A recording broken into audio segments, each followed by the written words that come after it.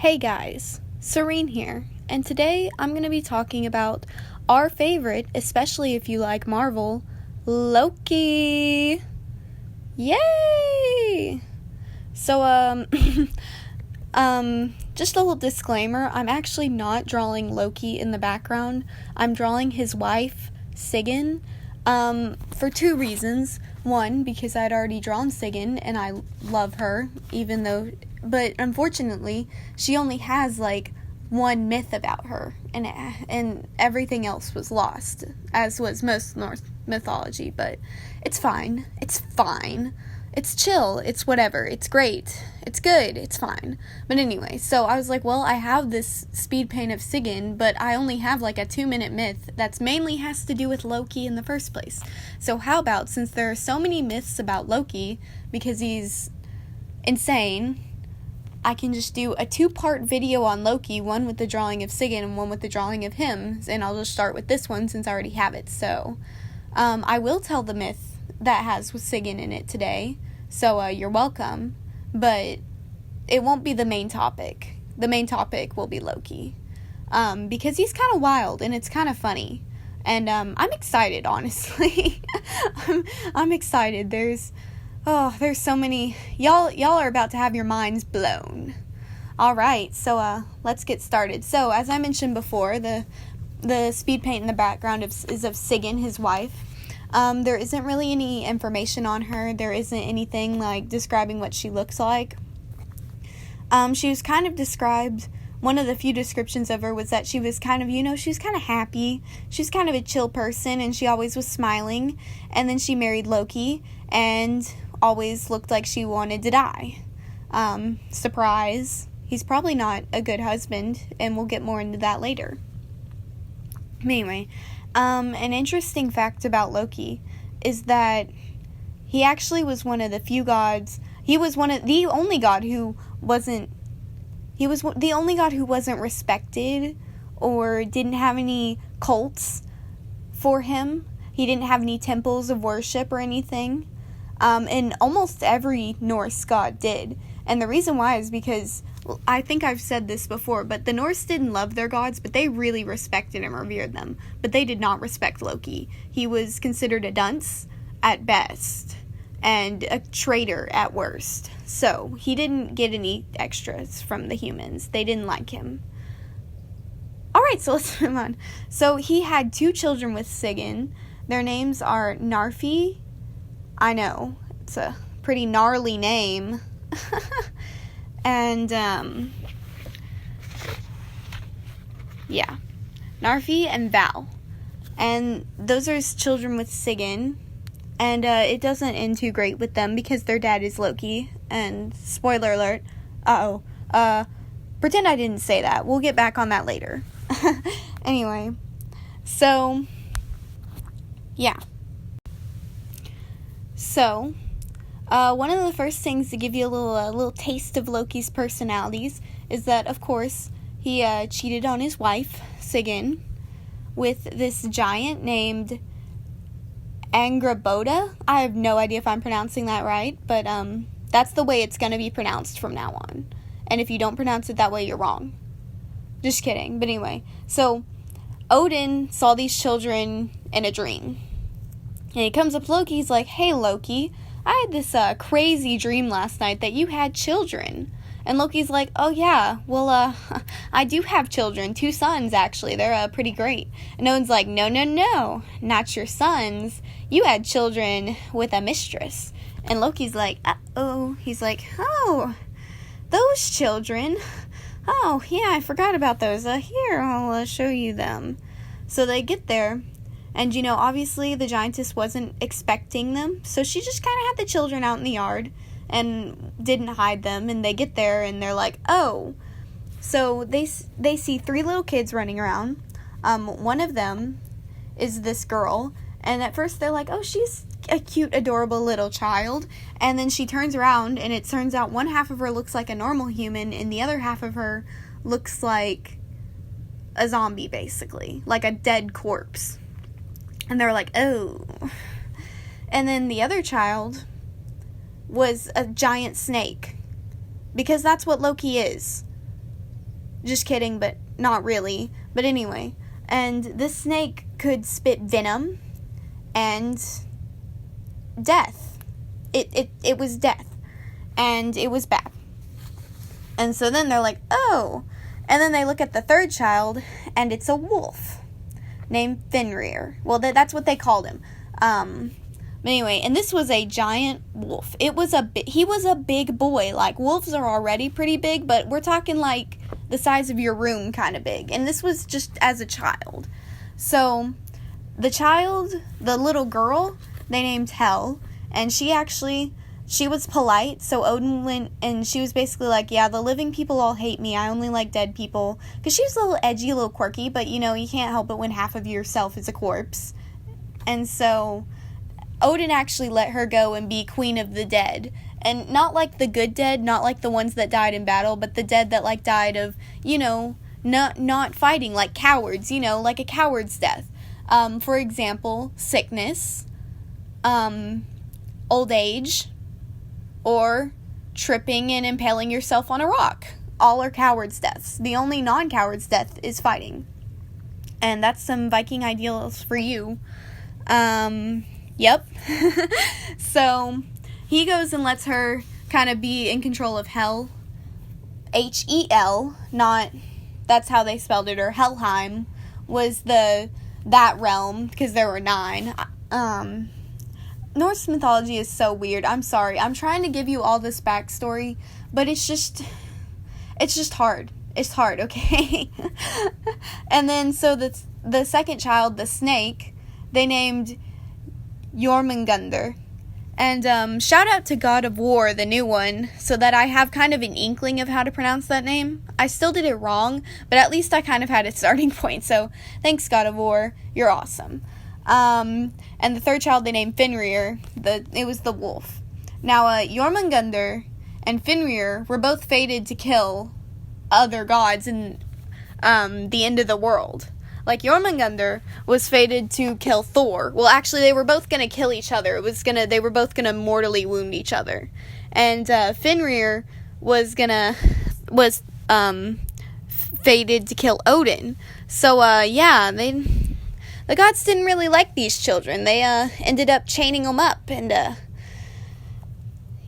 leaving them until the end of the world, because there's no better way to deal with a problem than, that's tomorrow Serene's problem, because that's how all problems should be approached.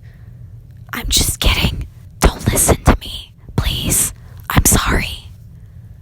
Anyway, so if you didn't get any, sense, Loki didn't really care about the other gods. He was always a thorn in their side.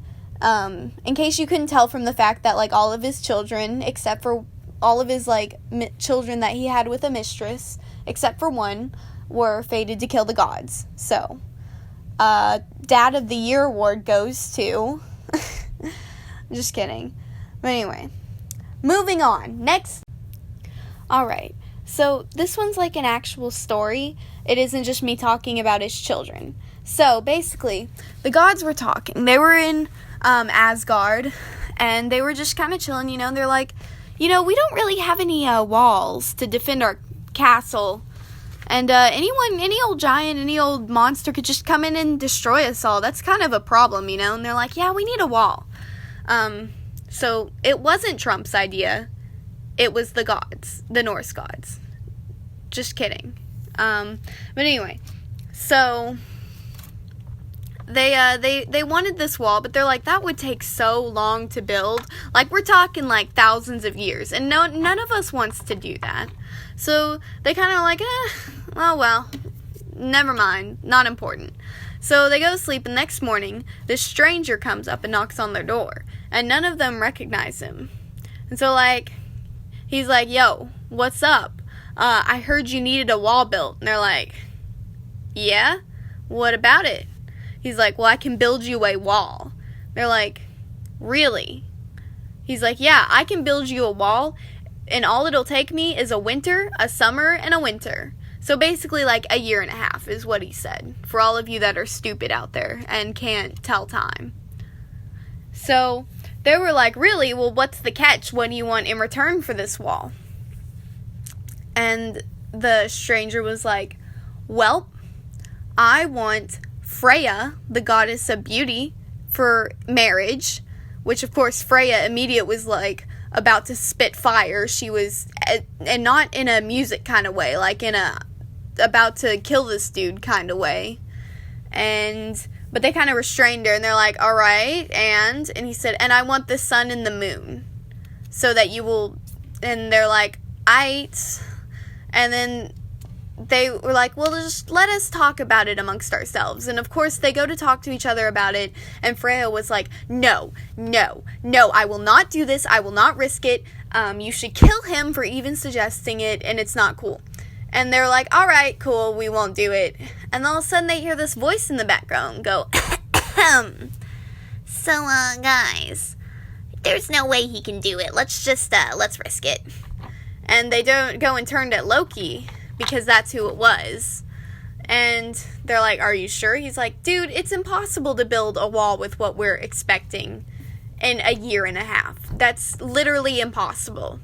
And they're just looking at this dude. He's not, like, scrawny, but he's not built. He's not buff. He's short. He's a small kind of guy. So they realized, yeah, that's smart. And so they're like, okay, so how about we just do it? There's no way he can finish it, little weakling. Wrong decision. But anyway, so Freya looks at Loki and she's like, all right, fine, we can do this. But if he ends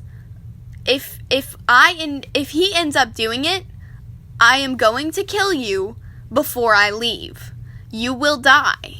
And the other gods were like, yeah, that's fair. That's pretty fair. And Loki's like, he can't do it. It's impossible. I don't have to worry about this.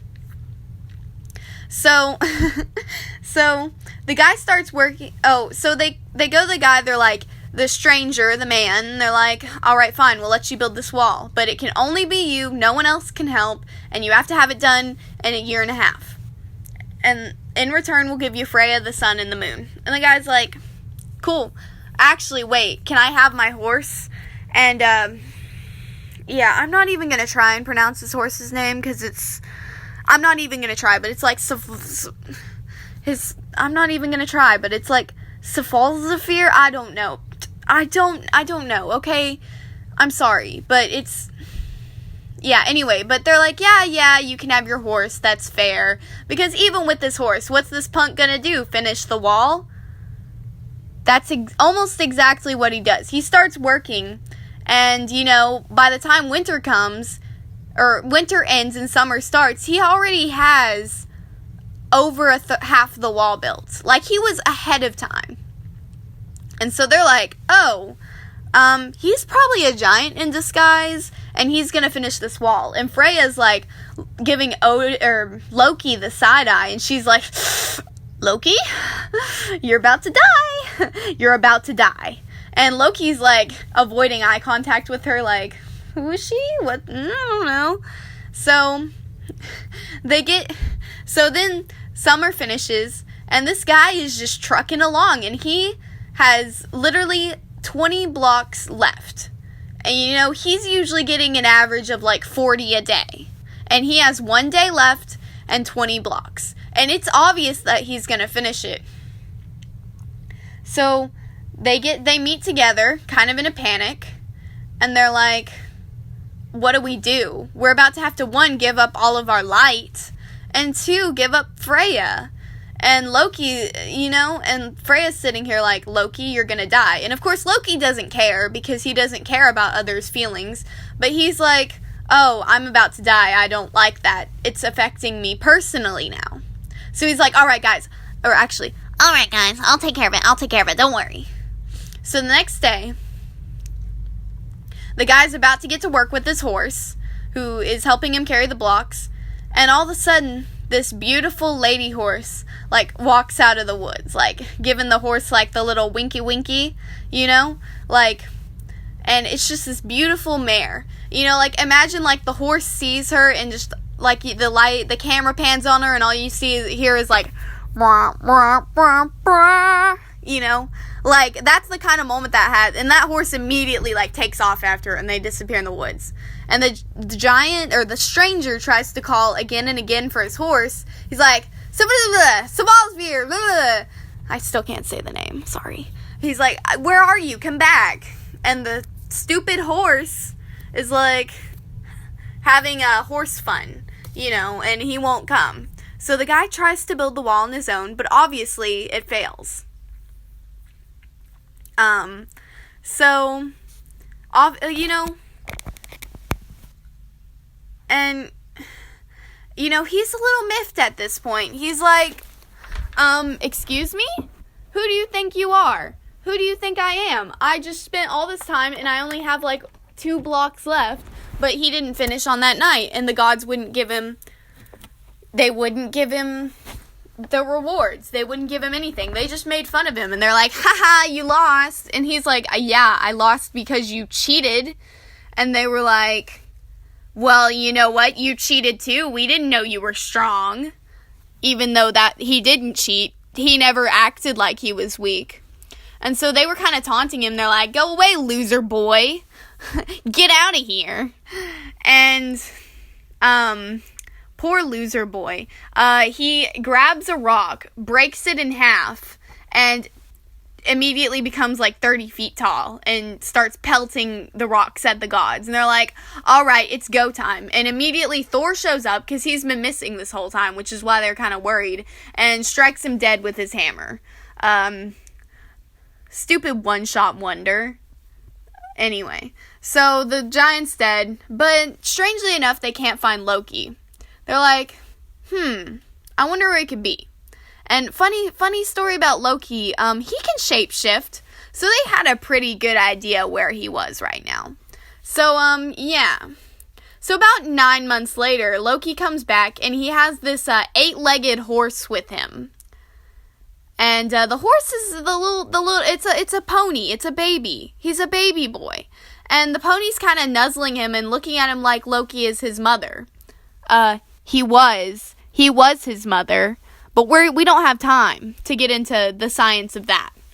But anyway, so Loki presents this 8-legged horse to Odin, and that's how Odin got his 8-legged horse.